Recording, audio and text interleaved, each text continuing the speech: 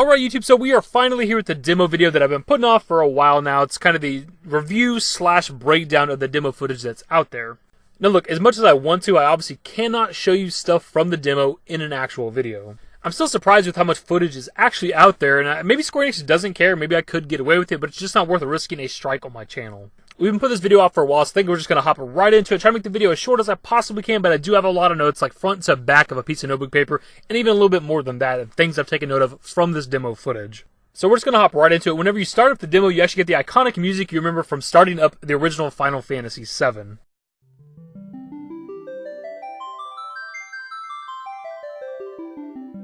Is it an updated version? Is it a remix version? I'm not entirely sure. I don't have that kind of an ear for music, but you'll definitely recognize it as soon as you hear it. And just to kind of get it out of the way since we're talking about it, the music you hear throughout the demo is recognizable, stuff you heard from the original game. Again, maybe newer versions, maybe remix versions, but not entirely sure, but it's music that you remember from the original game. So with the demo, Classic Mode is available, so as you start it up, you actually got to choose the difficulty you want, which is Classic, Easy, or Normal, which is nice to know for those that are still skeptical about the combat system. Classic Mode is essentially sort of a turn-based style of combat for this modern, action-oriented game. Your characters fight automatically, and you kind of just sit in the menus choosing their abilities and spells and items and things that they use. Obviously, the demo opens up with the iconic intro to Final Fantasy VII, but the updated version, which we talked about in a previous video. Aerith in the alleyway with the Mako gets spooked by something, runs out, somebody bumps into her, she drops a flower, somebody steps on it, she picks it up, and we get the zoom-out shot that we've seen from the E3 2019 trailer. And then we get the zoom-in shot of Cloud on top of the train, and Jesse and Biggs take down a couple of the Shinra security guards, which is something we actually seen as far back as 2015 with the PlayStation Experience gameplay trailer. After this, of course, we get Cloud flipping off the train, and then it goes into the combat that we've seen from, like, the E3 gameplay. What I did like about this scene that I noticed from the gameplay is that once you kill these two guards, they actually drop 2 potions, which is a nod, of course, to the original game, where you can loot their bodies for 2 potions. Something else I took note of from this fight is that once you kill these 2 guards at the beginning, you actually level up right away to level 7. So you start the demo at level 6, and right away with the very first fight, you actually get to witness a character level up. It's also kind of fun to witness the characters actually running around while Cloud fights everybody, with something we'd heard about from Maximilian Dude, how like they're all just kind of sneaking around while Cloud's distracted and fighting the guards. Have fun! We also learned about the auto action icon, which is something that pops up around the world when you can interact with things like climbing up and down ladders, mantling over things, or crouching underneath things. And obviously, as the name implies, your character will automatically do these actions.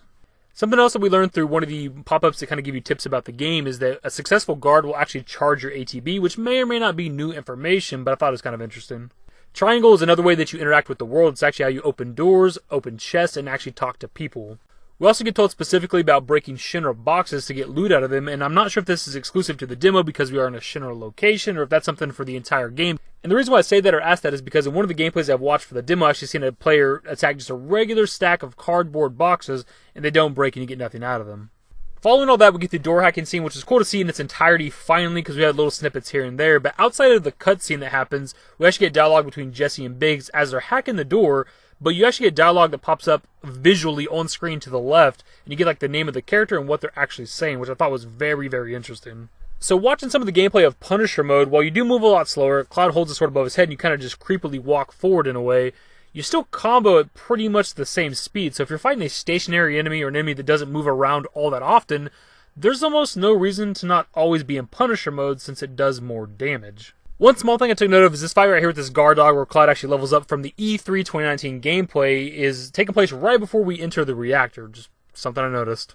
Speaking of the guard dog, something random I happened to notice was that it took like several hits to kill the guard dog, at least in the demo gameplay, like 15 swings of the sword and a magic attack. The enemies in general seem to be kind of tanky. Even basic like Shinra security guards would take a full combo to kill, which is like 4 to 5 hits, which in the original game, of course, was a single strike of Cloud's sword would take them down. Drastically different games, I'm aware. You're doing multiple hits in the time it would take you to do one single attack in the original game, but still something I took note of. Something else that stuck out to me was the fact that it was a very massive location. Like, compared to the original game where you can beat the entire bottom mission in like 7-ish minutes or so if you know what you're doing. In the first gameplay that I watched, it took them about 9 to 10 minutes to get inside the Mako reactor, and that's without even exploring. They were just playing the demo straight forward, and that's not to mention everything that takes place within inside the reactor. The reactor itself is massive as hell, the verticality is insane, and the entire demo takes about an hour roughly. The first gameplay I watched was like a 30-minute video, but like at a certain point they just kind of skip forward through like halfway through the Scorpion Sentinel boss fight, and we miss a lot of the Mako reactor. But I went and watched some other channels that had some gameplay. There's, the multiple part videos I mentioned in our last video, and it takes about an hour to complete the whole demo, which is good. So something that used to take just a handful of minutes in the original game has now been expanded to an hour-long mission. That's something I absolutely love, and that's why I'm not worried about the game length at all. And as they're hacking the interior doors, Barrett's kind of berating Cloud, not trusting him, of course, because he's a former member of Soldier, and this is where Cloud gets his first little flash thing. Once Biggs hacks the door open, it's this scene right here from the Game Awards trailer where Cloud fights these Shinra soldiers. And as Jessie's opening this door right here, she mentions how it's a good thing that she knows somebody that can get them the passcodes, and that it's a pity that nobody else at Command will talk to them, which is something I think is different from the original game. I don't recall Avalanche having any connections at Shinra, unless there's some pieces of dialogue that I just don't remember from the game, but it could also be part of like the kind of new narrative for FF7 Remake, where President Shinra is trying to set up Avalanche, which we'll get into as the video goes on. After this is the elevator scene, which is something we've seen a little bit of with the Game Awards trailer, but it's obviously extended. But as they step into the elevator, it actually cuts to President Shinra and Heidegger. And it's this scene right here that we've seen in some of the trailers, and they're actually watching Avalanche on the elevator through the security camera. So they're aware of Avalanche trying to blow up the first Mach reactor. But Heidegger also mentions that they know it's Avalanche, so they're trying to see if it's the same group of people that put an attempt on President Shinra's life, as in trying to kill him. Which, to the best of my knowledge, is also something new for the remake, so maybe there's something prior to the game where, like, Avalanche, Barrett, whoever tried to kill President Shinra. After the elevator scene is whenever Barrett joins your party. It makes you very aware whenever you get an ally to your party, because it goes across the middle of the screen, it says ally joined, gives you a picture of the character, and tells you their name. And whenever you get the little pop-up window that describes Barrett to you, they actually specify him equipping ranged weapons to fight enemies that are up high or whatever the case, which leads me to believe that he should have melee weapons in the game as well. Which really isn't a surprise, because in the original game he had a handful of melee weapons, close range weapons, and I know that the weapons list supposedly is leaked out there. No idea, have not looked into it. This is just something I always assumed would be in the game. Something I am pretty curious about though is Barrett's triangle ability is overcharged, where he does one powerful shot, but how's it going to work with the melee weapons if he has them? Is he still going to be able to do this ability, or there'll be a new ability for those weapons? And speaking of overcharge really quickly, it takes a long time to recharge apparently after you use it, but you can actually tap the triangle button to speed it up. And through watching some of the gameplay with Cloud and Barrett in the demo, there's some good banter between them. Whenever you actually switch from Barrett to Cloud, Barrett actually says, "You're up, do your job, Merc," and Cloud responds with, "Shut up and move over." And the reason why I took note of this is that the dialogue between these characters is not going to be the same throughout the entire game, because in the early stages, Cloud does not care, he's just doing a job, and Barrett does not trust him. But obviously, that's going to change as the story develops and they become closer, so I'm kind of curious what they're going to be saying to each other in the middle of combat as you're fighting and switching between characters. After Barrett joins your party and you're walking around, you actually come across some laser traps in the equivalent of this area right here in the remake, which is a new thing, obviously. Pretty much they damage you if you hit them, and you just move whenever they go away. Pretty simple. And at this point in the demo, we learned that if you hold down R1 or R2, you can move faster outside of battle, and you can also click one of the sticks, can't remember which one, and you actually move that speed continuously until you stop moving your character. After navigating the laser traps, we come across the sweeper kind of mini boss fight, which is nothing new. We've seen the fight in its entirety from Tokyo Game Show, but they actually, in the demo, this is where they explain how stagger works to you.